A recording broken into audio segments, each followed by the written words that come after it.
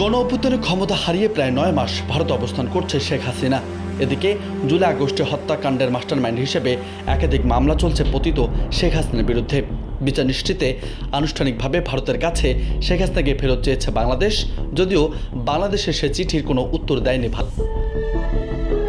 সম্প্রতি থাইল্যান্ডের রাজধানী ব্যাংককে অনুষ্ঠিত বিমস্টেক সম্মেলনের ফাঁকে ভারতের প্রধানমন্ত্রী নরেন্দ্র মোদীর সঙ্গে প্রথমবারের মতো দ্বিপাক্ষিক বৈঠক সেরেছেন প্রধান উপদেষ্টা ডক্টর মোহাম্মদ ইউনূস।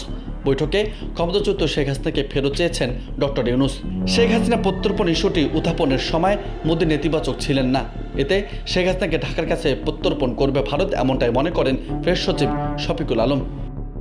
ব্যাংককে ইউনূস মধ্যে বৈঠক নিয়ে শনিবার বিকেলে দেওয়া এক ফেসবুক পোস্টে এমনটাই জানিয়েছেন প্রধান উপদেষ্টা প্রেস সচিব শফিকুল আলম। তিনি পোস্টে লিখেছেন, দ্বিপাক্ষিক বৈঠকে ভারতের প্রধানমন্ত্রী নরেন্দ্র মোদী অধ্যাপক মোহাম্মদ ইউনূসের প্রতি অত্যন্ত শ্রদ্ধাশীল ছিলেন। তিনি তার কাজের প্রশংসা করেছেন। বৈঠকে মোদীর বিষয়ে উল্লেখ করে তিনি বলেন, বৈঠকে মোদী যা বলেছেন তার মধ্যে একটি ছিল, শেখ হাসিনার সঙ্গে ভারতের সুসম্পর্ক থাকাকালে আমরা আপনার প্রতি তার অসম্মানজনক আচরণ দেখেছি, কিন্তু আমরা আপনাকে সম্মান জানিয়েছি। শফিকুল আলম আরও লিখেছেন, আর যখন অধ্যাপক ইউনূস শেখ হাসিনার প্রত্যর্পণের বিষয়টি উত্থাপন করেন তখন প্রতিক্রিয়া নেতিবাচক ছিল না। আমরা নিশ্চিত যে শেখ হাসিনা একদিন ঢাকায় প্রত্যর্পণ করা হবে এবং আমরা শতাব্দীর বিচার দেখব।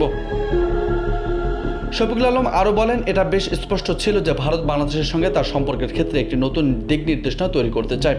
বৈঠকে ভারতের প্রধানমন্ত্রী অধ্যাপক ইউনূসকে বেশ কয়েকবার বলেছিলেন যে ভারতের সম্পর্ক বাংলাদেশের জনগণের সঙ্গে, কোনো একক দল বা ব্যক্তির সঙ্গে নয়। নিউজ ডেস্ক, বার্তা 24।